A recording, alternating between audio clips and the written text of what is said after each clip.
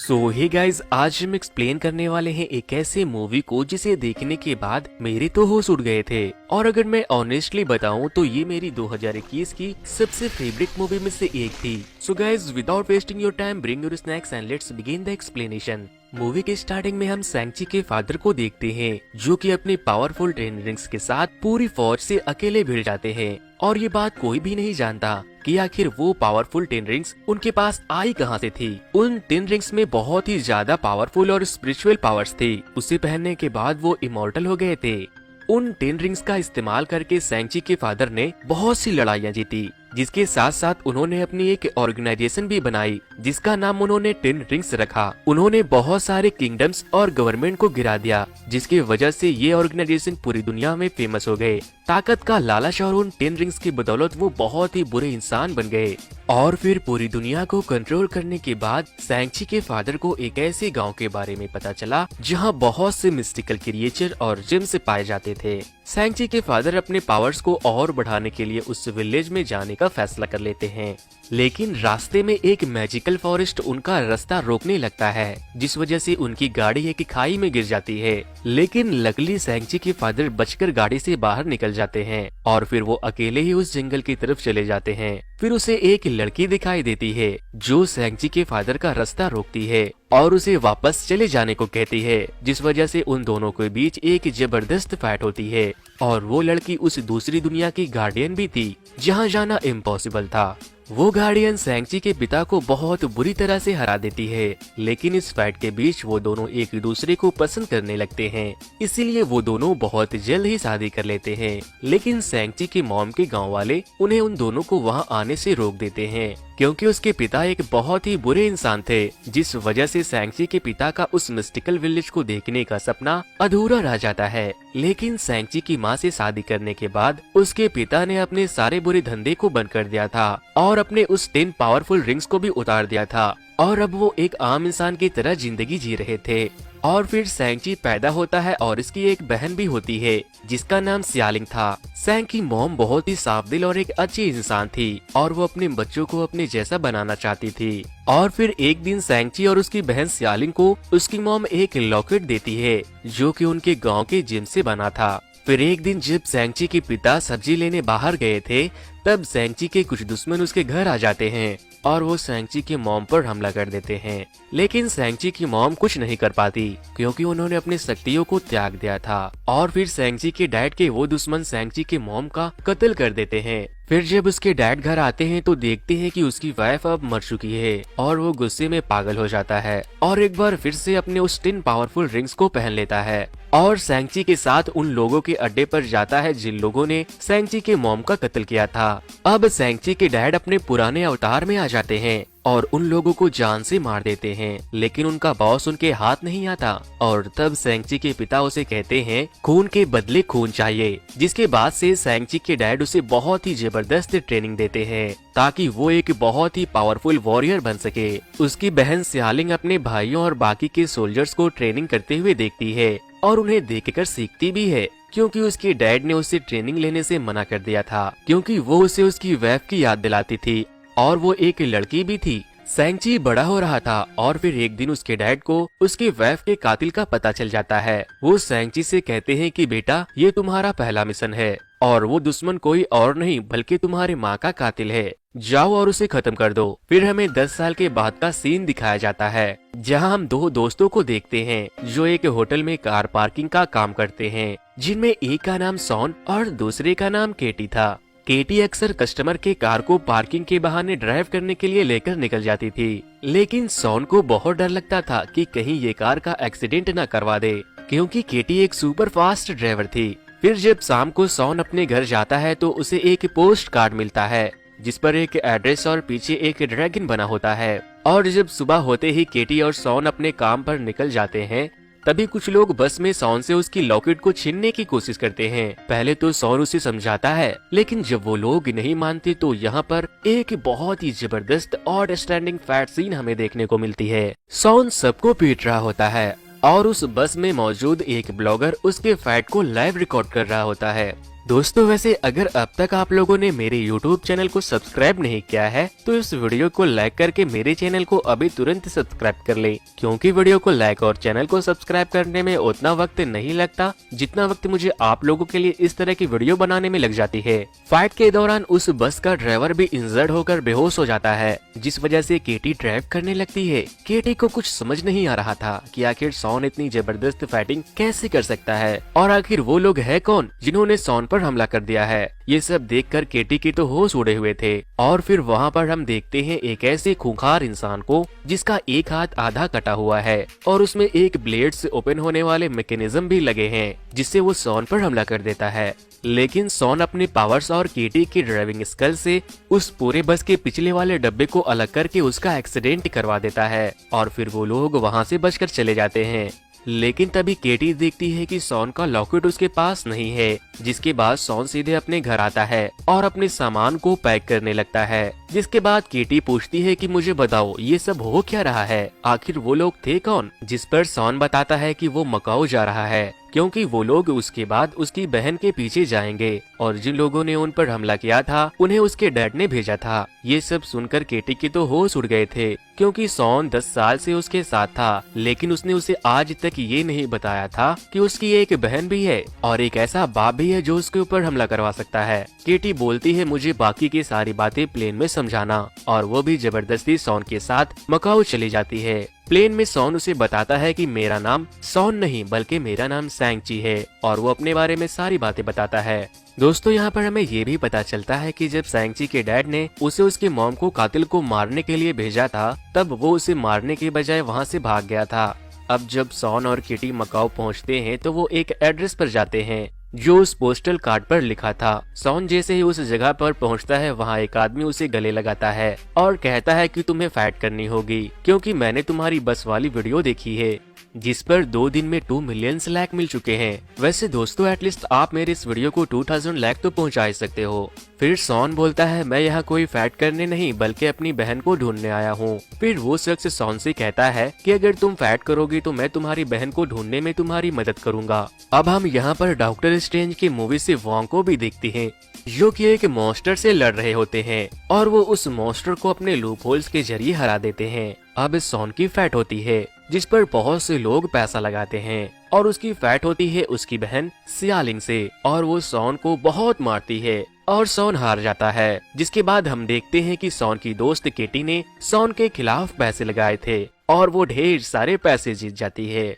Shawn की बहन Shawn से सीधे मुंह बात नहीं करती क्योंकि शॉन उसे अकेला छोड़कर घर से भाग गया था। शॉन बोलता है वो लोग तुम्हारे पीछे आ रहे होंगे, जिस पर वो बोलती है मैं उन सब से निपट लूंगी जैसे मैंने 10 साल पहले निपट लिया था। और फिर तभी सैंगची और सियालिंग के पिता के गुंडे वहाँ आ जाते हैं और उन्हें देखते ही सियालिंग अपने दोस्तों के साथ शॉन को छोड़कर भाग जाती है। और फिर शॉन और केटी बचने के लिए खिड़की को तोड़कर कंस्ट्रक्शन पैप से उतरने की कोशिश करते हैं, लेकिन वो लोग उन पर हमला कर देते हैं, जिससे शॉन केटी से कहता है तुम आगे बढ़ो, मैं जब तक इन लोगों से निपटता हूँ। लेकिन वो लोग केटी पर भी हमला कर देते हैं और केटी गिरने ही वाली होती है कि तभी सियालिंग वहाँ आती है और उसे बचा लेती है। वो लोग लड़ ही रहे होते हैं और तभी उनके डैड का एक वॉरियर सियालिंग के लॉकेट को छीनकर भागता है और सैन उसके पीछे जाता है और उससे फाइट करने लगता है। वो उसे मारने ही वाला था कि तभी शॉन के डैड वहाँ आते हैं और बोलते हैं बस अब बहुत हो गया, चलो घर चले। और वो उन दोनों के साथ साथ केटी को भी अपने साथ लेकर जाते हैं। घर जाने के बाद 10 रिंग्स मास्टर बहुत खुश होते हैं और वो केटी को बताते हैं कि आज तक मेरा असली नाम कोई नहीं जानता, और वो अपनी और शॉन की माँ की लव स्टोरी भी उसे सुनाते हैं। जिसके बाद शॉन कहता है कि आखिर अपने हम लोगों को यहाँ क्यों बुलाया है। फिर उसके डैड उन लोगों को एक रूम में लेकर जाते हैं और एक ड्रैगन के स्टैचू की आंख में उन दोनों के नेकलेस को डाल देते हैं, जिससे कि जमीन पर एक नक्शा बन जाता है। शॉन के डैड बताते हैं कि तुम्हारी माँ जिंदा है और मेरे विजन में बार बार आ रही है और वो मुझसे कह रही है कि प्लीज मुझे यहाँ से आजाद कर लो, क्योंकि उसे उसके गांव वालों ने उनके गांव में कैद कर रखा है।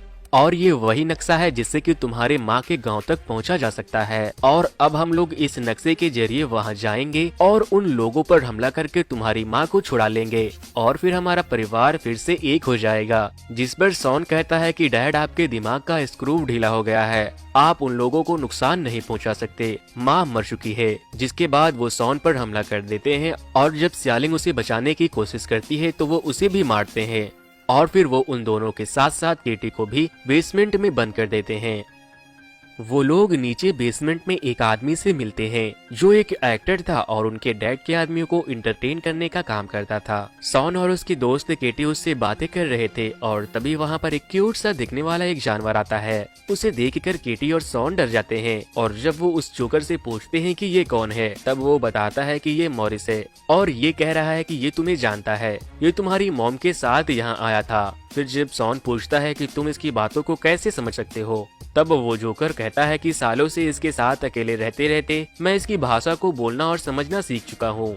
फिर मॉरिस सॉन से कहता है कि प्लीज मेरे घर ले चलो, जिस पर सॉन कहता है कि मैं जरूर ले जाता, अगर मुझे तुम्हारे घर का रास्ता पता होता, मैं वहाँ नहीं जा सकता। और फिर मॉरिस कहता है कि मैं तुम्हें वहाँ लेकर जा सकता हूँ, वो भी अभी, मुझे उस जगह तक पहुँचने का नक्शा पता है। और फिर तभी सियालिंग दीवार तोड़कर अंदर आती है और उन लोगों को बताती है कि लास्ट टाइम मैं इधर से ही घर से भागी थी। फिर वो लोग प्लान बनाते हैं कि हमें वहाँ डैड से पहले जाना होगा और जाके उन लोगों को अलर्ट करना पड़ेगा कि डैड यहाँ पर अपने पूरी सेना को लेकर हमला करने वाले हैं। और फिर वो लोग बेसमेंट से एक कार लेते हैं और फरार हो जाते हैं। उनके गार्ड्स उनके पीछा करने की कोशिश करते हैं लेकिन वो नाकाम हो जाते हैं।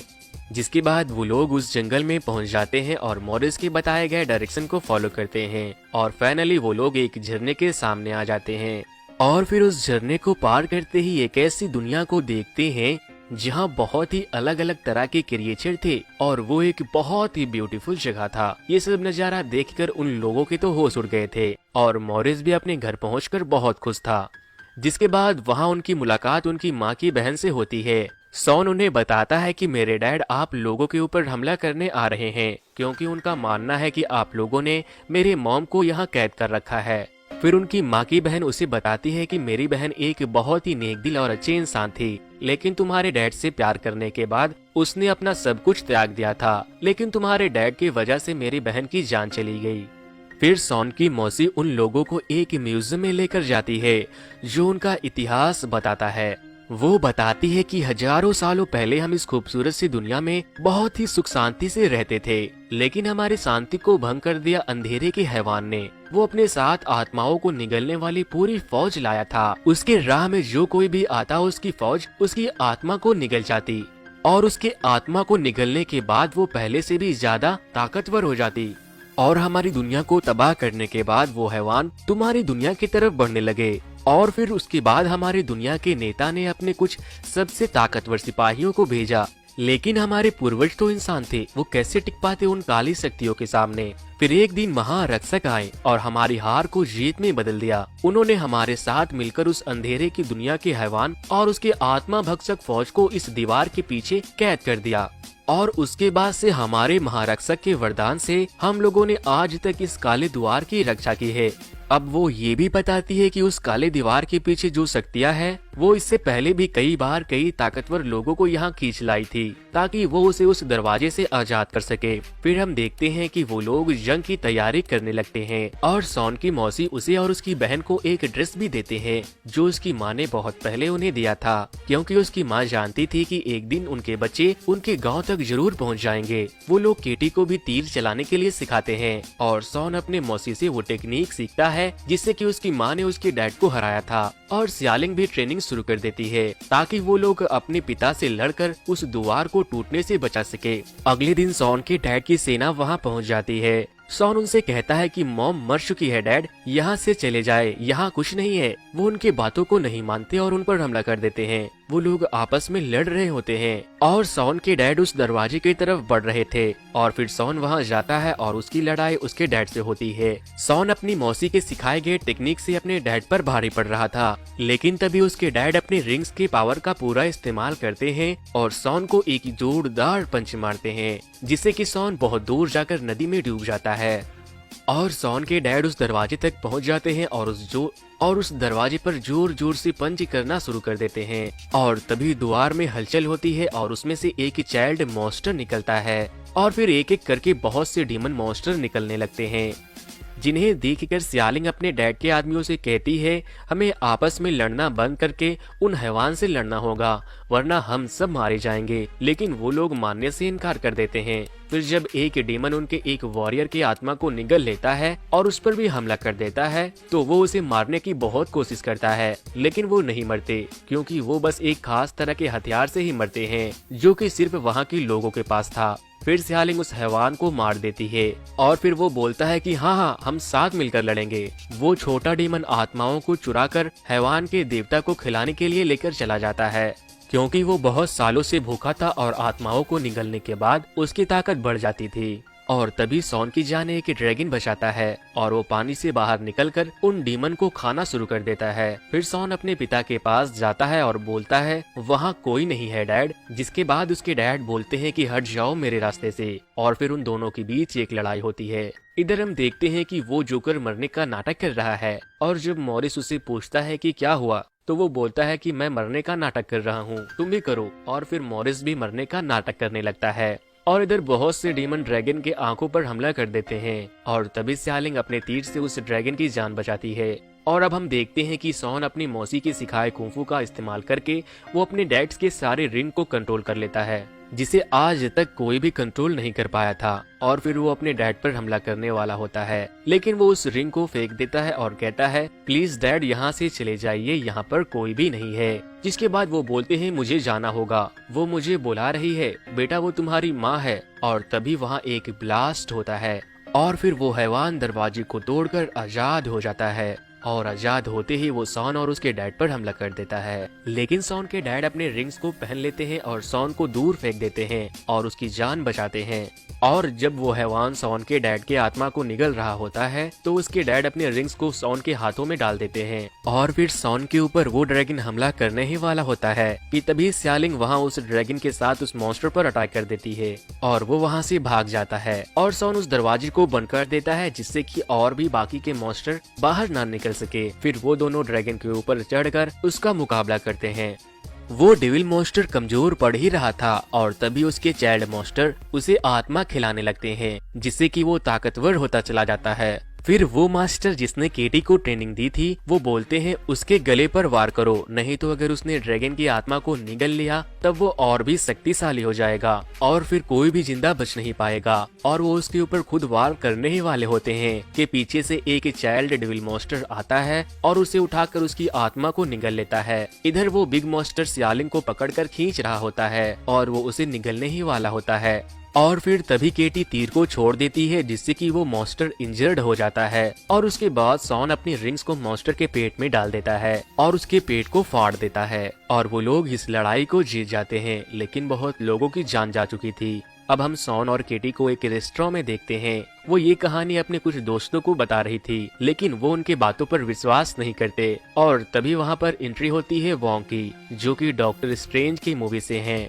वो सॉन से पूछते हैं तुम्हारे पास वो रिंग्स अभी भी है क्या? सॉन बोलता है हाँ। फिर वोंग सॉन को अपने साथ आने को बोलते हैं, जिससे हमें ये पता चलता है कि डॉक्टर स्ट्रेंज के आने वाले मूवी में हमें सॉन भी देखने को मिल सकता है।